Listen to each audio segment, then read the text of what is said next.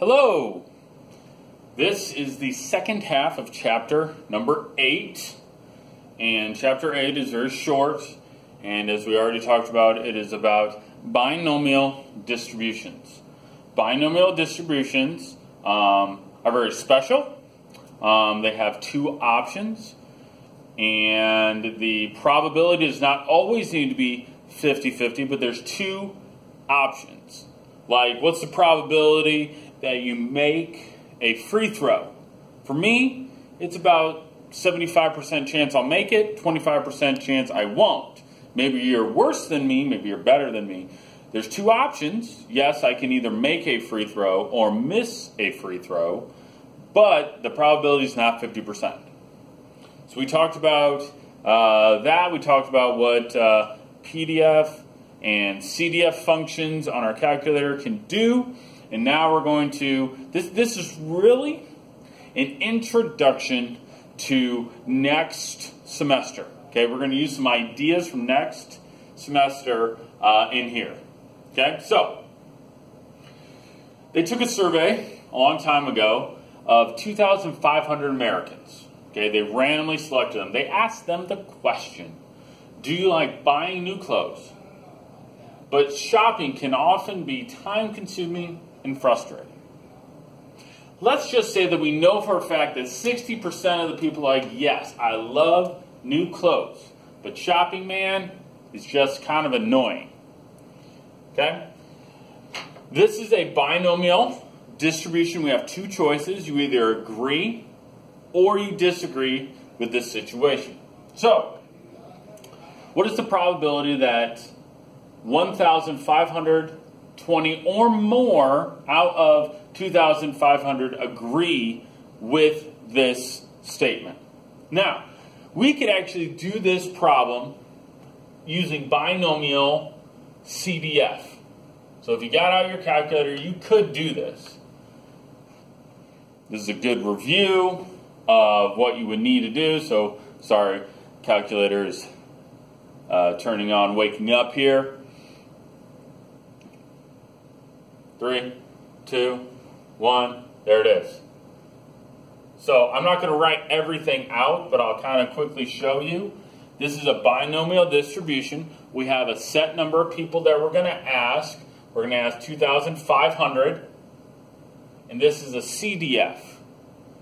But our calculator does not do 1,520 or more, so we're going to have to find out the opposite of that, because our calculator only does what is less. So we are going to go second vars, because it's distribution. Yeah, I forget. Sorry. I think it's down here. Sometimes I just got to keep hitting buttons here. There it is. Binomial CDF. And I believe it's 2,500, comma, and the probability that someone's going to agree is 0.6, and X, we're not going to do 1520, we're going to do 1519. So this is going to find out what's the probability of 1519 or less, and that's 79%, okay, around 79%. So if I want to know something or more, I'm going to subtract that from 1. So 1 minus my answer, and I get roughly 21%. Okay? So you can do this. It's not, that thrilling of a problem, but this is the problem we did earlier. However, this is your introduction to next semester. Okay? The whole idea for today is that binomial distributions, if a couple of conditions are met, act like normal distributions. I know, now you're just smiling and clapping because you love normal distributions. Yes, this is exciting. Binomial distributions act like normal distributions if a couple of conditions are met. What are those conditions? Number one, we can use normal approximation if n times p is greater than or equal to 10, and if n times 1 minus p is greater than or equal to 10. N in this case is 2,500, and p is 0.6. So we're going to check to see if that's greater than or equal to 10. What is that? Get my handy dandy calculator. 2,500 times 0.6, 1,500. That is well big enough, okay? That is well greater than 10. Same thing over here. We have to check both. So 2,500 times 0.4 times, or greater than or equal to 10. That's, I believe, 1,000. Yes. Okay. This check is to check to see if we have a big enough sample. Hopefully that makes sense. Okay. Lots of times next semester we're going to check, is this sample big enough? Okay. Which makes sense. If I'm going to go and ask people, hey, you know, what is your favorite food? And you only ask 3 people, well, that's probably not a big enough sample size. So this is our check to see if we have a big enough sample size. There's one other condition, but I'm not going to talk about that until next semester. This is the only condition we're going to talk about. Is our sample size big enough? Okay?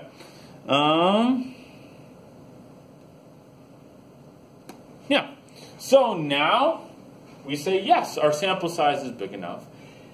This, we can use normal approximations to solve this problem. Okay, we can use normal approximations to solve this problem. So here we go. There's our normal curve. There are 2 things that we need. We need a mean and we need a standard deviation. Okay? The mean has a small formula you will need to memorize. Is n times p. So in this case, it's 2,500 times p is 0.6. Okay, so times 0.6. So I believe we already did that, and that's 1,500. The average is 1,500. Okay, the average is 1,500. Standard deviation has its own formula. It is the square root of n times p times 1 minus p. So that is 2,500 times 0.6 times 0.4. And I believe if you do that, you get 24.49. Okay? So you'll have to know those formulas. Okay? The mean equals n times p. The standard deviation equals the square root of n times p times 1 minus p.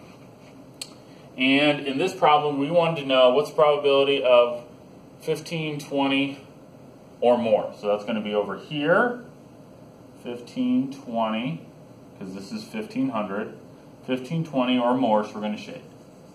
And now this is like a normal distribution problem since you've been doing, since September. So I'll come over here. Z equals 1,520 minus 1,500 divided by our standard deviation of 24.49. Z turns out to be, let's see, punch a couple buttons. Z is about 0.82. Now that's not my answer. That's how many standard deviations away it is, or how many Z-scores it is away. And we use our calculator, and I believe that turns out to be approximately 21%. Okay, 21%. Now, I think we did this problem using our calculator with binomial PDF, and yes, they're about the same. They're pretty close to being the same. Okay, this is a normal approximation. This is an exact answer. Okay, this is a normal approximation. You might be asking, Mr. Mack, why in the world did we learn this? Why did we learn this normal approximation when we already know how to use binomial CDF? Well, again, it is a preview to next semester. We're going to use this idea that binomial distributions, when the sample size is big enough, approximates a normal distribution. Let's see, do I have anything else? I don't think I have anything else except for a joke. And then I will see you next time. Let's see, joke. Oh, actually, I don't have any jokes. I have some statistics. Least favorite holiday songs done by the USA Today. Grandma got run over by a reindeer. I really kind of like this one. Do they know it's Christmas? Yeah, that's the year I was born, 1984. Yeah.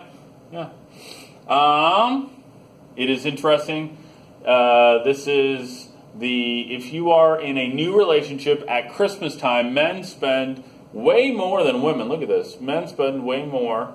So if you just got a girlfriend, men on average in America spend over $250. Women only spend $130. That's interesting. If you are, serious relationship or like you're married or something, men spend on average over $400, but women only spend $250. I find that very interesting. This is also a good reminder. You have an AP CAT assignment due Monday right before midnight. You can use your time today to be able to do that. You have an assignment that's also due. So go on Canvas and look for your assignment. Have a good day.